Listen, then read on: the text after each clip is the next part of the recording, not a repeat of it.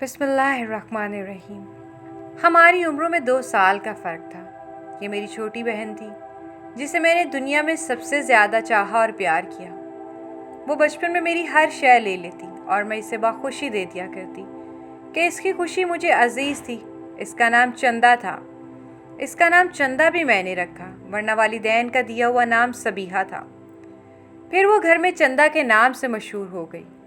چندا بہت خوبصورت، بالکل میری صورت کے برعکس۔ میں معمولی نئے نقش کی حامل، جبکہ وہ خوبصورت نقوش والی تھی۔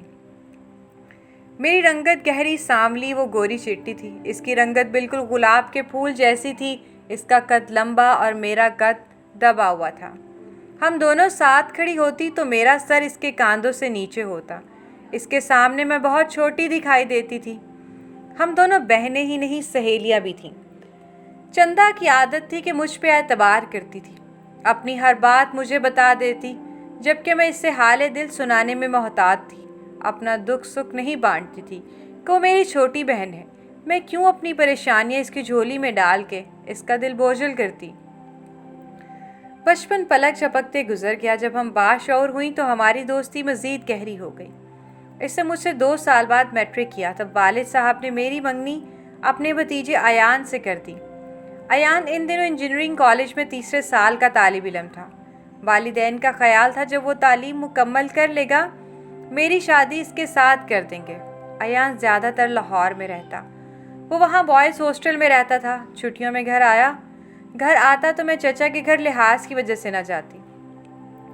مجھے اپنے منگیتر کے سامنے جانے سے شرم آتی تھی، لیکن چندا یہ سنتے ہی کہ ایان آیا ہے، دوڑی ہوئی اس سے ملنے چلی جاتی۔ اس سے خوب گپ شپ لگاتی۔ وہ آ کے مجھ سے اس کی باتیں بتاتی تو میں دل ہی دل سے اور کانوں سے سنتی۔ یہ چندا ہی تھی جس کی وجہ سے میرا اپنے منگیتر سے غائبانہ تعلق قائم تھا۔ کبھی اگر میرے منہ سے ایان کے لیے کوئی ایسی بات نکل جاتی تو وہ گرفت کر لیتی، جا کر ایان کو بتاتی کہ شبنم آپی تمہارے بارے میں ایسا کہہ رہی تھی۔ وہ بھی قریت کر کر کے باتیں پوچھتا، کیونکہ چندا ہی ہم دونوں کے بیچ واحد پیمبر تھی۔ اس نے ہی ایان کی محبت کو میرے دل میں اجاگر کیا تھا، ایک روشن دیے کی طرح جلا دیا تھا۔ جن دنوں ایان 4th ایئر میں تھا، اچانک چندا کا رویہ بدل گیا۔ اب وہ چپ چاپ اور اداس رہنے لگی۔ مجھے لگا جیسے اسے کوئی گھن لگ گیا ہو۔ وہ اپنے دل کی باتیں مجھ سے چھپانے لگی۔ کئی بار میں نے اس اداسی کی وجہ پوچھی، مگر اس نے اپنی پریشانی نہ بتائی۔ وہ اب بھی ایان کے گھر آنے پہ دوڑی ہوئی چچی کے گھر چلی جاتی، لیکن واپسی میں باتوں کا خزانہ ساتھ نہ لاتی، جس سے میرا دامن مراد بھر جاتا تھا۔ مجھے یہ محسوس ہونے لگا کہ میری ذات میں ایان کی دلچسپی کم ہو گئی ہے۔ شاید وہ لاہور میں کسی اور لڑکی کو چاہنے لگا ہے۔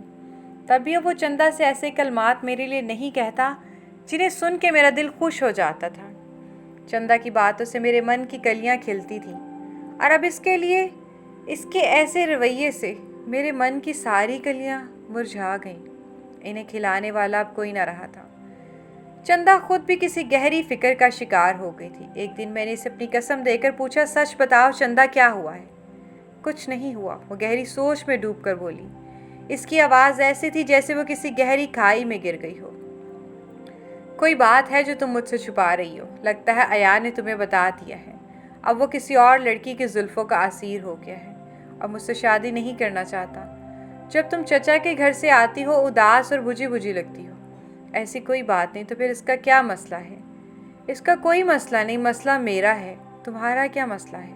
اگر تم میری بہن ہو اور مجھ سے سچی محبت کرتی ہو تو میں یہ سوال تم سے کر سکتی ہوں کہ تم میرے لیے قربانی دو گی؟ کیا تم اپنی کوئی پیاری شے مجھے دے دو گی؟ کیوں نہیں؟ سوال بھی کر سکتی ہو اور تم جو چاہو وہ مجھ سے مانگ سکتی ہو، میں تمہیں ہر چیز دوں گی۔ اس نے کہا کہ تم نے ہمیشہ جب بھی جو بھی چیز میں نے تم سے مانگی تم نے مجھے دیا، تو آج بھی انکار مت کرنا۔ ہر شے تمہارے لیے ہے، یہی کہتی ہو نا؟ تو آج پھر میں ایک چیز مانگتی ہوں، تم ایان کو مجھے دے دو۔ ابا جان سے کہو تمہیں ایان سے شادی منظور نہیں۔ ایسا کیوں چندا؟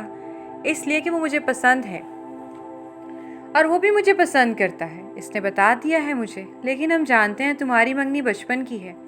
ابا جان یہ بات نہیں مانیں گے کہ میری شادی ایان سے کر دیں۔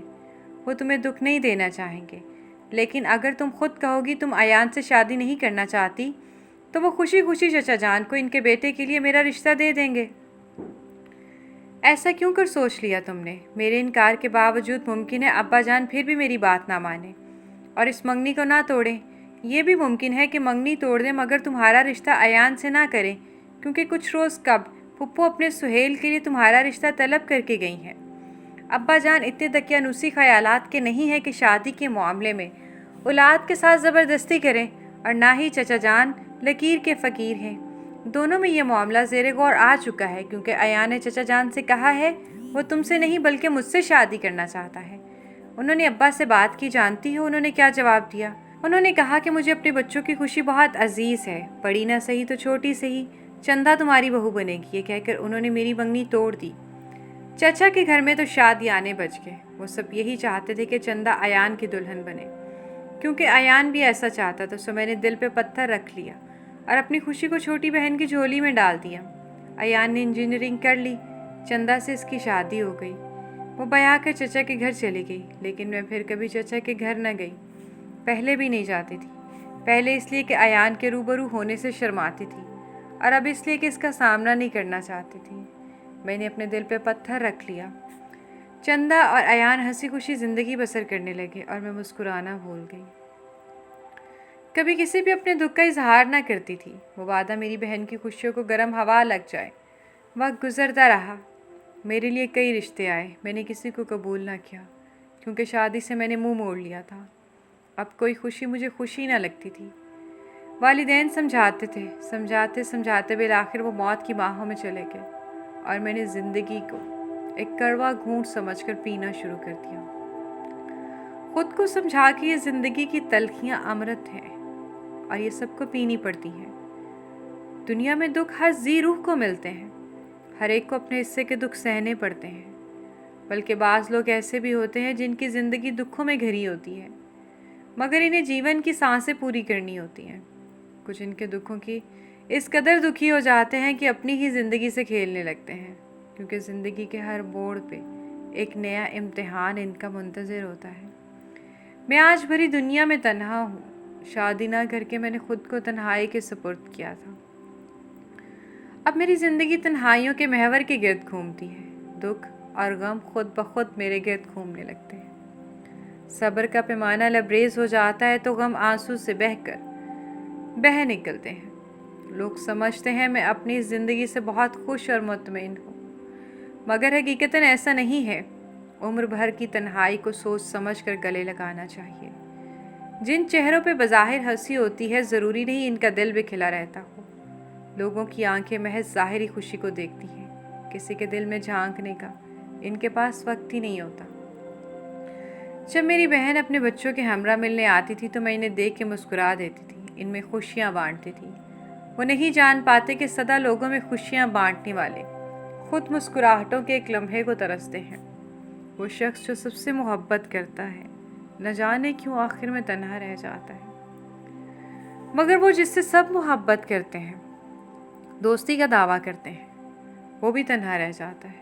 میرا یہی تجربہ ہے، میں سب کی دوست ہوں، سب سے محبت کرتی ہوں، سب میرے دوست ہیں، مجھ سے محبت کرتے ہیں، مگر میں پھر بھی تنہا ہوں۔ میری بہن کہتی ہے ابھی بھی وقت ہے، کسی کو اپنا لو، زندگی تنہائیوں میں نہیں گزرتی، اور میں کہتی ہوں کیوں نہیں گزرتی، دیکھو میں گزار رہی ہوں۔ اس نے میرے لیے اچھے رشتے بھی ڈھونڈے، لیکن اب وقت بیت گیا ہے، میری عمر 45 سال ہو چکی ہے، اب گنجائش نہیں رہی۔ میں مزید کسی اچھے لمحے کے خواب نہیں دیکھنا چاہتی، کیونکہ دوسروں سے وابستہ کی گئی امیدیں اکثر پوری نہیں ہوتی۔ کسی کی آس کے سہارے زندگی گزارنا مجھے بے وقوفی لگتی ہے۔ رونا آتا ہے تو چھپ کے رو لیتی ہوں، کیونکہ دنیا ہنسنے والوں کا ساتھ دیتی ہے، رونے والوں کا نہیں۔ رونے والوں کے لیے کون بھلا اپنی آنکھیں پرنم کرتا ہے؟ اپنی ضرورت کے وقت سب آپ کو یاد کرتے ہیں، لیکن جب آپ کو کسی کی ضرورت ہو تو آپ تنہا رہ جاتے ہیں۔ اس لیے میں نے خواب دیکھنا چھوڑ دیے ہیں۔ خواب بھی زندگی کی مانند بلبلے کی طرح ابھرتے ہیں اور پھر غائب ہو جاتے ہیں۔ وہ وقت بیت گیا جب میری آنکھوں نے کچھ خواب دیکھے تھے، کچھ ارمان اس دل میں جاگے تھے۔ میرے بھی کچھ سپنے تھے جن کے پورے ہونے کی آس اب تک اس معصوم دل میں ہے، مگر ساتھ یہ بھی خیال ذہن پہ نقش ہے کہ ضروری نہیں انسان جو خواب دیکھے وہ پورا بھی ہو۔ اکثر لوگ ناکام بھی رہ جاتے ہیں، بلندیوں پہ جانے کی تمنا کرنے والوں کو جب پستی اپنی جانب کھینچ لیتی ہے تو زیادہ تکلیف ہوتی ہے۔ میں سکھ سب میں بانٹتی ہوں، لیکن میں کسی کے آگے اپنے دکھوں کا آنچل کیوں پھیلاؤں؟ یہاں کوئی مسیحا نہیں، سبھی زخموں پہ نمک چھڑکنے آتے ہیں۔ کسی کے پاس وقت نہیں کسی کا حال معلوم کر سکے۔ لوگ سیرت سے زیادہ حسن کے شدائی ہوتے ہیں۔ اپنے بھی اپنے نہیں ہوتے۔ ہر شخص کو خود اپنے مصائب کا حل تلاش کرنا پڑتا ہے، چٹان بن کر ان سے لڑنا پڑتا ہے، کیونکہ اپنے مصائب پیدا کرتے ہیں، انہیں کم کرنے میں ساتھ نہیں دیتے۔ انسان کو اپنا سہارا خود ڈھونڈنا پڑتا ہے۔ اپنے پیار کرتے ہیں تو ہاتھوں میں خنجر بھی تھامے ہوتے ہیں۔ وہ اس موقع کی تلاش میں رہتے ہیں کب ہمارے سینے میں یہ خنجر گاڑ دیں اور پتھروں کی برسات کر دیں۔ یہ رہی اپنوں کی بات، دنیا والے تو پھر دنیا والے ہیں۔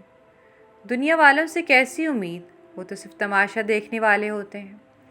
میرا بھی جی چاہتا ہے کسی سے اپنا حال کہوں، پچھتاؤں کا بار جو ایک عرصے سے مجھے ڈس رہا ہے اسے کم کر دوں۔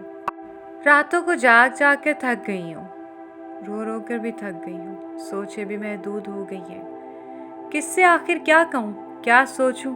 اسکول پڑھانے جاتی ہوں تو اپنے ساتھیوں کے درمیان بھی چپ بیٹھی رہتی ہوں۔ وہ آپس میں باتیں کر رہی ہوتی ہیں یا مجھے سنا رہی ہوتی ہیں، میں کچھ نہیں سن رہی ہوتی۔ مجھے سب خود غرض لگتے ہیں۔ کوئی کسی کا مستقل سہارا نہیں بنتا۔ دوستی کے نام پہ دل بہلائے جاتے ہیں۔ رشتے ناتے بھی ایک کھیل بن چکے ہیں۔ یہ محض دل رکھنے کی باتیں ہیں، ورنہ اپنے ہی اپنوں کو فریب دیتے ہیں۔ محبت کی سچی مہک کو ہر سو تلاش کیا، میری دنیا کے سب پھول مرجھا گئے۔ محبت کے پھول دینے کوئی آگے نہیں بڑھتا، مگر ہاتھوں میں بے شمار پتھر اٹھائے کھڑے ہیں۔ تبھی اپنی تمناؤں اور آرزوؤں کو میں نے اپنے دل میں چھپا لیا ہے۔ بہاروں سے کبھی محبت تھی، پر اب خزاں کا موسم اچھا لگتا ہے۔ سچ ہے جب دلوں کے موسم اجڑ جاتے ہیں تو بہاریں اس کی ویرانیاں ختم نہیں کر سکتی۔ کبھی گلاب پسند تھے، اب گلاب کا پھول ہاتھ آ جائے تو اسے کانٹوں میں پھینک دینے کو جی چاہتا ہے۔ اس کی پتیوں کو نوچنے لگتی ہوں۔ انسان اپنے تجربات سے ہی سیکھتا ہے۔ میں نے بھی یہی سیکھا ہے کہ جیت میں ایک ہار چھپی ہے۔ باوفا لوگ کسی کسی کا نصیب ہوتے ہیں، اس لیے وفا کے موتیوں کو ہارے ہوئے لوگوں میں ہی تلاش کرنا چاہیے۔ راتوں کو جب نیند نہیں آتی تو بس ایسی ہی باتیں کورے صفحات پہ لکھ لکھ کر انہیں سیاہ کرتی رہتی ہوں۔ پھر صبح ہوتے ہی انہیں پڑھے بغیر پھاڑ دیتی ہوں، خود کو تسلی دیتے دیتے۔ یہ باتیں زندگی گزارنے کا سہارا نہیں بن سکتی، مجھے خود اپنا سہارا بن کے جینا ہوگا۔ یہ سوچ ایک نئی ہمت اور عزم دیتی ہے، تو بستر سے اٹھ کے تیار ہوتی ہوں اور اپنی ڈیوٹی ادا کرنے اسکول چلے جاتی ہوں، ننھے بچوں کو نئی زندگی اور اچھے مستقبل کا ایک نیا سبق دینے کے لیے۔